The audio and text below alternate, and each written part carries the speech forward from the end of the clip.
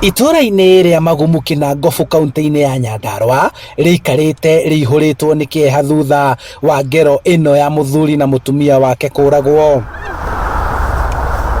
Kũringana na andũ a bamĩrĩ ĩno, gũtirĩ kĩndũ kĩraiyirwo nyũmba-inĩ yao, no ekinaĩ aya maramarumirie agĩceceng'a na thutha ũcio kũmatemanga, mũtumia agĩkua hau, no mũthuri aracoka gũkua akĩrigitĩrwo thibitarĩ-inĩ wa Kĩjabi. Information ĩranginyĩire atĩ baba ti mũkuo, mami nowe mũkuo na baba nĩ ateng'erio thibitarĩ.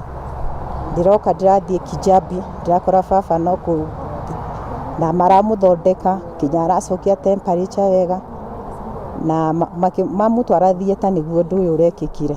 No mami nake ndĩrakorire akĩoywo haha nĩ thigari na tondũ nĩ arakuĩrĩirio haha na aratwarwo Naivasha. Komanda wa borithi kuma Kĩnango ya mũhuro Francis Mwangi niwe wĩkĩrĩte ndeto ĩno mũkonde na njĩra ya thimũ, akiuga ũthuthuria nĩ wambĩkĩtwo.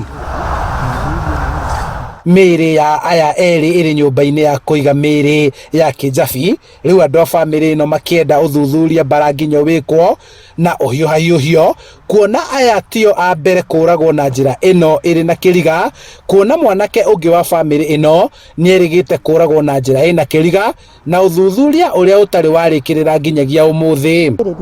Mwana wakwa nĩerĩga kũragwo na akĩoragĩirwo Naivasha, akomboretwo akĩhenio. Twacokire gũkora na gũkũ maĩ mahiũ oragĩtwo agateo kuo na matigana na mami o mweri wa ĩtandatũ nĩguo akuire, mweri 29, nake mami na baba makua mweri 26. Na gũkũ gũtirĩ na ũgitĩri mwega tondũ andũ nĩ marahũrwo nginya ũtukũ.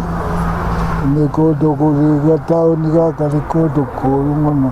Nĩ tũrenda thirikari yoe hatua tondũ ĩragwo ĩna mkono mrefu, ihote kũrũmĩrĩra ũndũ ũyũ nĩgetha tũmenye nĩkĩ kĩratũma kũgĩe na ikuũ cia gĩthemba gĩkĩ, na kwĩna thirikari na andũ itũra mahote kũmenya nĩ andũ arĩkũ marakorwo magĩka maũndũ macio ma ũragani. Handũ-inĩ ha Inooro TV kuma Magumu kaunti-inĩ ya Nyandarua, njĩtagwo Charles Gĩkunga wa Kariũki.